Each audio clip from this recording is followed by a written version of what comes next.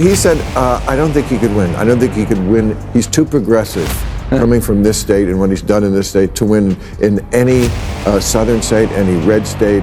I disagreed, but this is a progressive African-American owned station, and I'm sure they like you, but doesn't think you can win. What do you think? It's one thing to throw some sarcasm at your favorite politician, but it's a whole different level to roast him like a Thanksgiving turkey on live TV. And that's exactly what Bill Maher just did. Maher has never hidden his soft spot for Gavin Newsom, but now even he seems fed up with the governor's non-stop circus act. On a recent episode of his show, the comedian finally dropped the gloves and ripped into Newsom's leadership of California. And let's just say, it was brutal. Newsom is the governor of California, home to 12% of all Americans and 50% of all Mexicans. On the upside, Newsom is the only governor, with the possible exception of Kristi Noem, who looks like they could do porn. Did Bill Maher really just say that Gavin Newsom's biggest legacy is looking like he belongs in the adult film industry? That's not just a jab, that's a knockout blow from someone who once praised him. Imagine being the governor of one of the most powerful states in America, only to have your biggest achievement boiled down to having the face and vibe of an X-rated actor. Out of all the things Newsom brags about, Maher reduced it to a parody career. That tells you everything about how badly California has been run when one of your strongest supporters turns into your roast master. Politically, that's circling the drain. I don't want to say he really wants to be the guy who steps in if the current nominee goes down, but he gets an alert on his phone every time Biden can't think of a word. The downside is that governor of California is kind of like being conservator for Britney Spears. They'll attack him on California's homeless problem, but there's a response to that. The homeless can live anywhere, but they choose California. Here's the truth. California has basically rolled out the red carpet for the homeless. Why wouldn't they flock there? The state's laws make it comfortable, almost inviting, building an environment where they're not just allowed but practically encouraged. But let's be honest, that's not compassion, it's chaos. Under Gavin Newsom, homelessness hasn't just gone up, it's exploded. Instead of fighting the problem with serious solutions, his policies fuel it, turning sidewalks into tent cities and entire neighborhoods into outdoor shelters. And it doesn't stop there. His soft on crime approach has tilted in favor of criminals over victims, which has poured gasoline on California's crime wave. Break the law, and odds are you'll walk away with nothing more than a warning.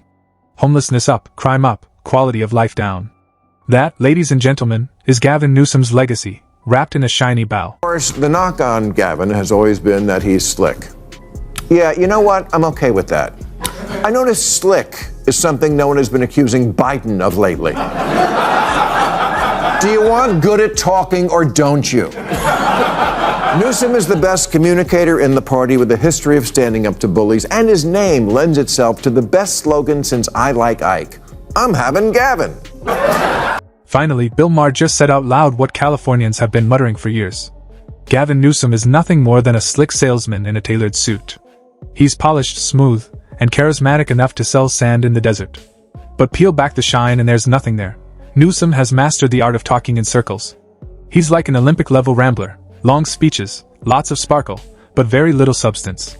Sure, he can impress a crowd with charm, but charm doesn't fix homelessness, rising crime, or a declining quality of life. He dodges accountability with prepackaged lines that sound good but mean nothing. And here's the real question, is that leadership, or just a Broadway audition? Californians deserve solutions, not rehearsed speeches. If even Bill Maher, once one of his biggest cheerleaders, is tearing him down, maybe the rest of the country needs to start paying attention. I was on KBLA yesterday, with my friend Tavis Smiley. I'm an investor and a supporter of that station. And he said, who do you want for running president? I mentioned, I think you'd be good at the job. Not this year, we know. No, I know. But he said, I don't think he could win. I don't think he could win. He's too progressive coming from this state and what he's done in this state to win in any southern state, any red state. I disagreed, but this is a progressive African-American owned station, and I'm sure they like you, but he doesn't think.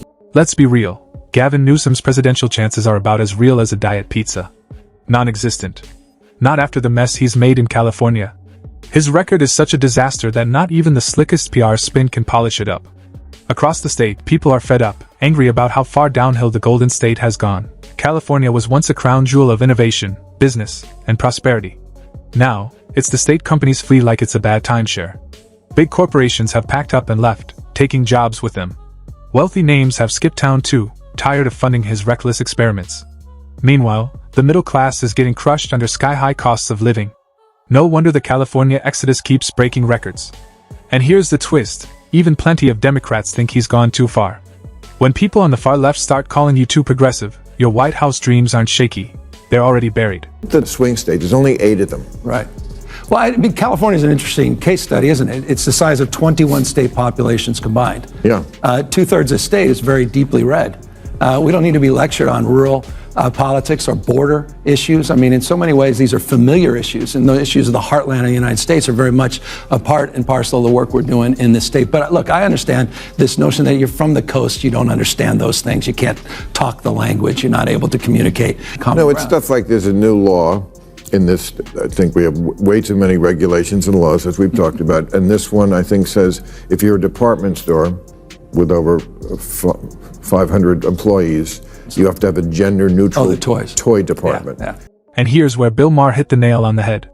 What's really dragging Gavin Newsom down isn't just the homeless crisis or the economic decline. It's the endless woke agenda he's been pushing. Voters across the country are sick of identity politics being shoved into every corner of life. And under Newsom, California has become ground zero for that circus. Take one of the laws Maher pointed out. Any toy store with more than 500 employees has to include a gender-neutral section. Really? In California, even toys have to make a political statement? As if kids need to file a press release before playing with Legos. This kind of tone-deaf policy makes regular people roll their eyes and think, and this guy wants to be president? Not happening. That came up with interesting support from the industry itself. But I understand how that's exploited, and good people can disagree. But that's not something we woke up and said, this is a top priority for the state, when we know what the top priorities are: homelessness, housing, the issues of crime, quality of life, and issues related to regulation and taxes, which are all top of mind. Here's the oldest trick in the political playbook, and Gavin Newsom uses it better than most. Nobody's saying he's unaware of California's problems. Of course he knows. Everybody knows. Homelessness is out of control. Crime is rising in the cities. Taxes are suffocating. Businesses are fleeing the state faster than tourists after an earthquake. These aren't secrets. They're front-page news every day. But here's the problem: knowing about the fire doesn't make you a hero. Grabbing the hose and putting it out does. And Newsom hasn't done that. He hides behind slick speeches and buzzwords, pretending that acknowledging a disaster equals leadership. Spoiler alert, it doesn't. Words don't build housing, cut crime, or fix a broken budget. Action does. And Californians are still waiting while the smoke keeps getting thicker. Job this year making it rain. You're welcome. That was my legislative priority.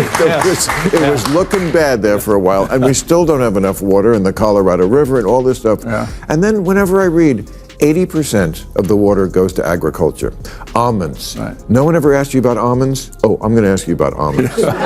Here's a detail Maher didn't skip. Nearly 80% of California's water goes to agriculture, and a huge chunk of that is poured into, you guessed it, almonds. Think about it. This is a state famous for droughts, where wildfires rage every summer, where residents are told to cut back on showers and let their lawns die. Meanwhile, behind the scenes, billions of gallons are funneled straight into almond orchards. Why? Because almonds are California's cash cow, or really, cash nut, and big agriculture has the political muscle to keep the water flowing. So while ordinary Californians are told to ration like it's doomsday, corporate farms are guzzling the state's lifeline. The irony is brutal. In a state plagued by fire and thirst, the water isn't saving people. It's just growing nuts. 1,900 gallons to grow a pound of almonds. Yeah. Come on, man. Take on big almond. Take on big almond. I mean, it's not like we don't have the water. No. You're right about it. It's not that we don't have the water. That said, the last couple of years were tough. I mean, it's also where the water's falling and we're not capturing it. And we're not capturing those extreme years with these atmospheric rivers. Wets are getting a lot wetter, dry's drier, hot's getting a lot hotter. And so we've got to modernize our conveyance system. We've got to modernize our storage, not just above ground, but below ground. And so that's a big part of our focus and frame, including desalinization plants. We have 20 projects just on desal that we're working on today. So we put out a detailed water strategy. Here's the thing, when it comes to polished answers, nobody beats Gavin Newsom. The man could sell snow cones in a blizzard with how smooth he sounds. Every press conference, every interview, He struts out like he's reinventing leadership, delivering bold solutions with Hollywood flair. But when you look past the shine, the reality is ugly. He's not fixing the crises Californians face. He's just running a non-stop political performance. Homelessness keeps climbing. Crime keeps spreading. Businesses keep bolting under punishing taxes. And through it all, Newsom keeps spinning the narrative like California is living the dream. It's not progress, it's theater. His strongest skill isn't governing, it's spinning. And while speeches may win applause, they don't fix streets, lower costs, or make communities safer. Live in the Civil War country. I agree with that. You know what? Well, but you seem like you purposely want to set up this dichotomy between, oh, this is a blue state and that's a red state, and I don't want to live in that country. I like Florida. I'm with you. And by the way, I like Florida as well. I like all these states. I completely agree. I don't want to have a state of mind that's a constant fight or flight. We've gone through so much. We've been polarized and traumatized. There's been a tough 5-6 years across the globe, not just in this country. That said, I'm not going to sit back and watch. You made the point just a moment ago in your monologue. You got folks out there trying to bring us back to a pre-1960s world. America in reverse, rolling back voting rights, LGBTQ rights, women's rights, not just access to abortion, but contraception.